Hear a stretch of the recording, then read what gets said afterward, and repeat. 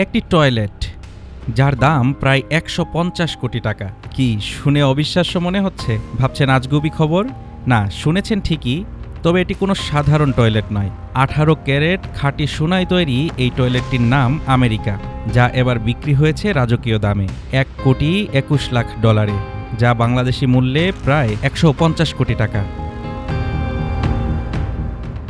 মঙ্গলবার সন্ধ্যায় নিউ ইয়র্কে সোথেবিস নিলামঘরে বিক্রি হয় আলোচিত এই শিল্পকর্মটি। ইতালীয় শিল্পী মৌরিজিও ক্যাটেলানের তৈরি ২২৩ পাউন্ড বা ১০১ কেজি ওজনের এই কার্যকরী টয়লেট প্রথম প্রদর্শিত হয় ২০১৬ সালে। গুগেনহাইম মিউজিয়ামে যখন প্রথম প্রদর্শনী হয়, তখন প্রায় ১ লাখ মানুষ আসল কাজে ব্যবহার করেছিলেন এই সোনার টয়লেট। লাক্সারি বাথরুম ব্রেক নেয়ার অদ্ভুত এক অভিজ্ঞতা এটি। এর ৩টি সংস্করণের একটি ২০১৯ সালে ইংল্যান্ডের ব্লেনহাইম প্যালেস থেকে চুরি হয়, যা বিশ্বজুড়ে তুমুল আলোচনার সৃষ্টি করে। নিলামে ওঠা কাজটি ওই ভাস্কর্যের একমাত্র অবশিষ্ট সংস্করণ।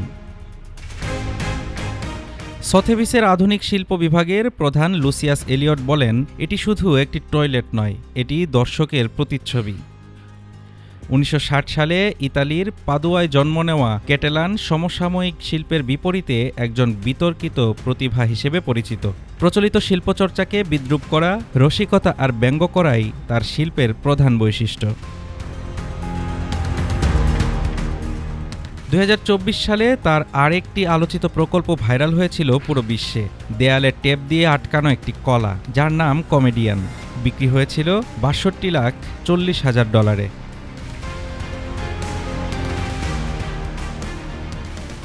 ট্রনের প্রতিষ্ঠাতা জাস্টিন সান এটি কিনে নিয়েছিলেন, সাথে সাথে কলাটি খেয়েও ফেলেন। তিনি বলেছিলেন, এটি শুধু শিল্প নয়, এটি মিম, ক্রিপ্টো আর শিল্প দুনিয়ার মেলবন্ধন। আর শিল্পের অংশ হিসেবেই তিনি খেয়েছিলেন কলাটি। সোনার টয়লেট আমেরিকাকে ঘিরে এবারের নিলামেও একই প্রশ্ন উঠেছে। শিল্পকর্মের মূল্যের শেষ কোথায়, আর ব্যঙ্গের শুরুই বা কোথায়? শিল্প কি শুধু সৌন্দর্য, নাকি সমাজের অতিরঞ্জিত বাস্তবতার প্রতিচ্ছবি? বিলাসিতা, ব্যঙ্গ আর শিল্পের এক অনন্য সমন্বয় মৌরিজিও ক্যাটেলানের আমেরিকা।